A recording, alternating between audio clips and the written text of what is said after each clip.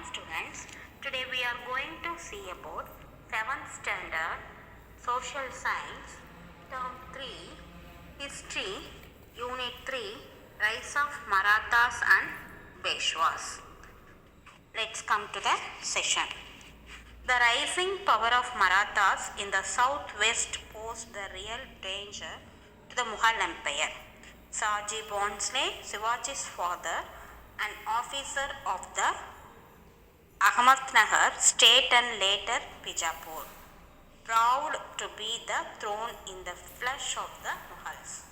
Even in Shah Jahan period, but it was his son Shivaji who attained glory among the Magaras as he would stop the Mughal Empire's expansions in the Deccan. Shivaji was a gallant fighter, army general and a guerrilla leader. He built up a band of brave mountaineers who were loyal to him. With their help, he captured many forts and gave Aurangzeb's commanders a tough time. The Marathas grew stronger, the Mughal Empire weakened. The Mughal Emperor had to recognize the right of the Marathas to collect their chow tax all over the Deccan.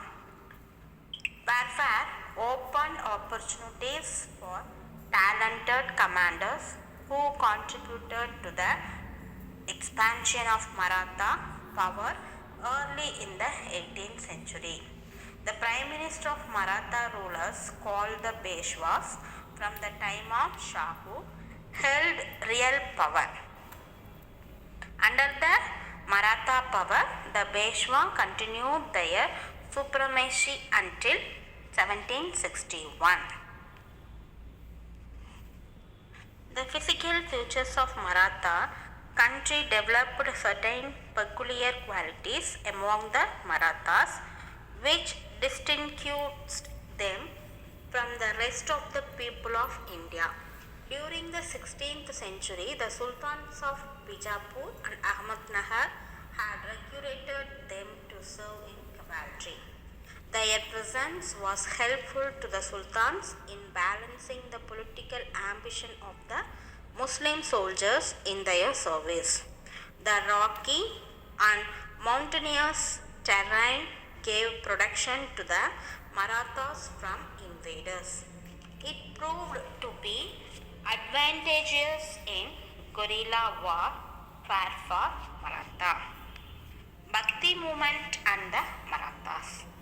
The spread of the Bhakti movement in Maratha period, Maharashtra helped the Maratha people develop the consciousness of their identity and oneness. It promoted a feeling of unity, especially in terms of social equality among the Marathas. In the Maratha region, the religious leaders were drawn from different social groups. Eknath, Tukaram and Ramdas were the noted Bhakti Jain. Tukaram and Ramdas had considerable influence on the life of Shivaji and literature language of the Marathas. Marathi language and literature also served to develop unity among the people. Hymns, that means poems in praise of God, composed in the Marathi language by Bhakti Jain, were sung by people of all castes and classes. The next ruler of Shivaji. Shivaji, born in 1627, grew up under the care of his mother Jijabai, who influenced him with stories from the Hindu epics Ramayana and Mahabharata. Shivaji's teacher and guardian Dadaji Kondadev trained him in the art of horse riding, warfare and state administration. At the age of 18, in 1645, when he had just entered the military career, he successfully captured Gondwana. a fort near Pune.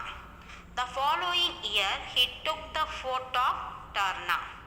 Then he succeeded in conquering Rajghat, which was rebuilt by him. The Shivaji's confrontation with Sultan of Bijapur. Shivaji became totally independent after the death of his guardian Kondadev 1649. He also got his father Jahid transferred to him, which was earlier looked after by Kondadev. The strength of his army was marvelly foot soldiers. With their help, Shivaji conquered many of the hill forts near Pune. He captured Purandar from the Mughals. Shivaji military raids angered the Sultan of Bijapur. He held Shivaji's father captive and released him only after Shivaji promised to suspend his military raids. Shivaji kept his word and remained at peace of Bijapur from then on till in his father Shaji's death. During this period, he toned up his administration. So, consolidation of Maratha power. Shivaji resumed his raids after his father's death and conquered Javali in 1656 from the Maratha chief Chandra Roy. He also reduced all the lesser Maratha chiefs around Pune to subordination.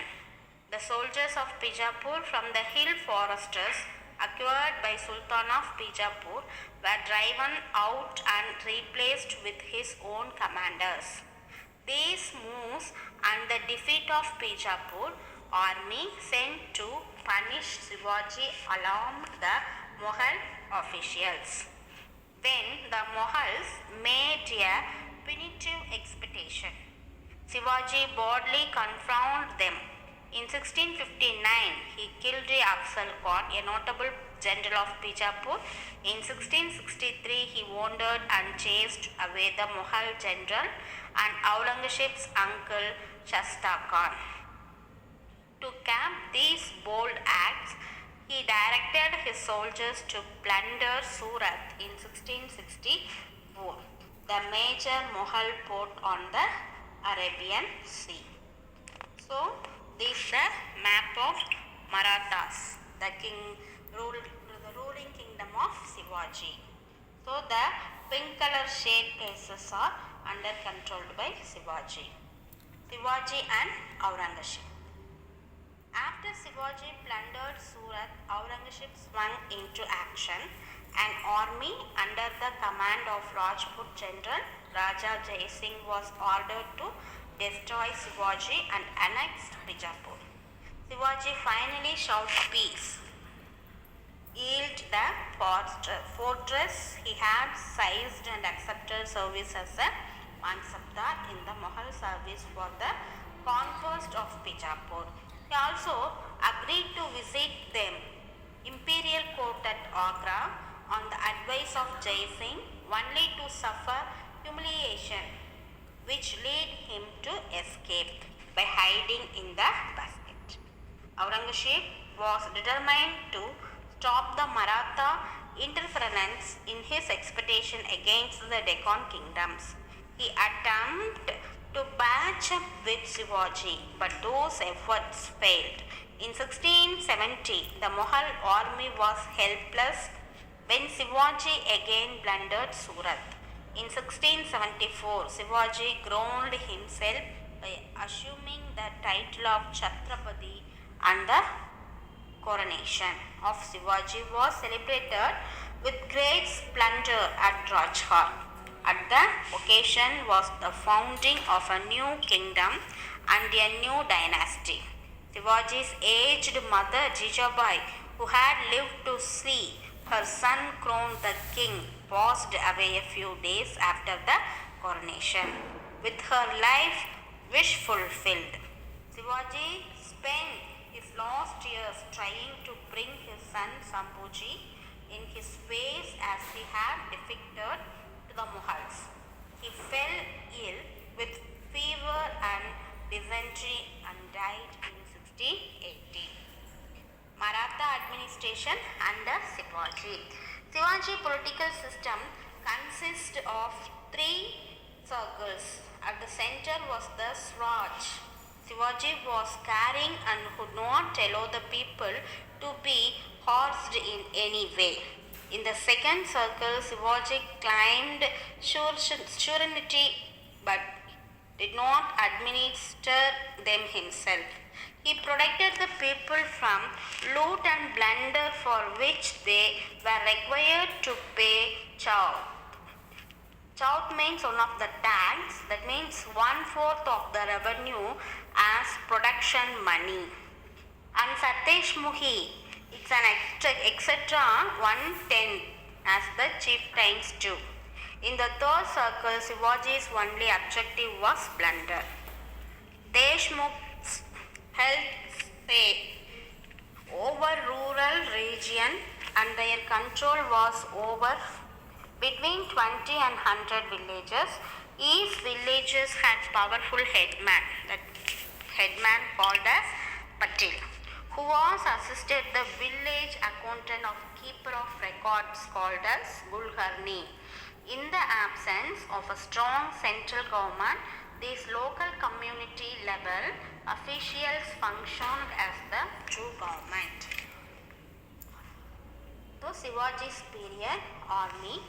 Shivaji gave utmost attention to his army and training of its personnel.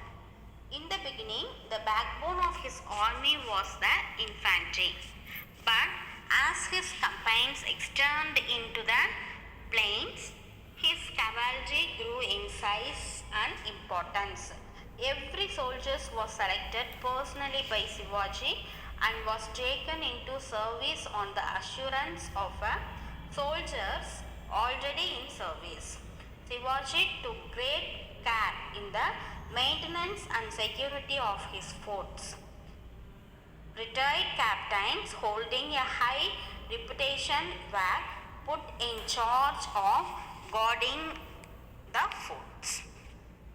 The next, Ashtapradhan. Shivaji resigned 8 ministers as the Ashtapradhan, each holding an important portfolio. Peshwa was the equivalent of a modern prime minister in the Maratha Empire. Originally, they were subordinates to the Chhatrapati, but in course of time, especially from the time of Shahu Maharaja, Peshwa became the de facto Maratha ruler, while the Chhatrapati was reduced to the position of a nominal ruler. Shivaji was influenced by the Mughal revenue system. The assessments were made on the actual yield, with 3/5 left to the cultivator and 2/5 taken by the government. In judicial administration, civil case continued to be decided by the Panchayat, the village council, while criminal law was based on the Chatras, the Hindu law books. So these are the 8 ministers, responsibilities of the Ashtapradhan. So these peoples are called as Ashtapradhans. The next ruler, Sambhuji. Sambhuji succeeded Shivaji after a succession with Anaji Dattu. There were family splendouring the Maratha kingdom. Durgadas of Rathur Marwar and Aurangzeb's rebel son Akbar arrived in Maharashtra and took shelter in Sambhuji's court. Aurangzeb viewed these developments very seriously and took all out efforts to finish off Sambhuji. Marathas under Sambhuji were in no position to resist the Mughals. Aurangzeb himself arrived in the Deccan in 1681. Aurangzeb's main goal was the annexation of Bijapur and Golconda. These two sultanates fell to Aurangzeb by 1687. In little over a year, Sambhuji was captured by the Mughals and after put to death. The next ruler, Shahu Maharaja. Shivaji's grandson. Shahu means honest. He was the last ruler of Maratha period. Originally a name given by Aurangzeb to contrast his character with that to Shivaji. Ruled from 1708 to 1749. During the first half of the 18th century, consolidation of royal power was achieved through conferment of royal entitlement upon those who served Shahu. During Shahu's 40 years regime, there was increase in the territory under the Maratha control, from which tribute was regularly extracted. More centralized and strong state structure also began to take shape. Every household, including the top-landed household, profited from state employment. Okay, children, next class we discuss about Peshwas. Thank you.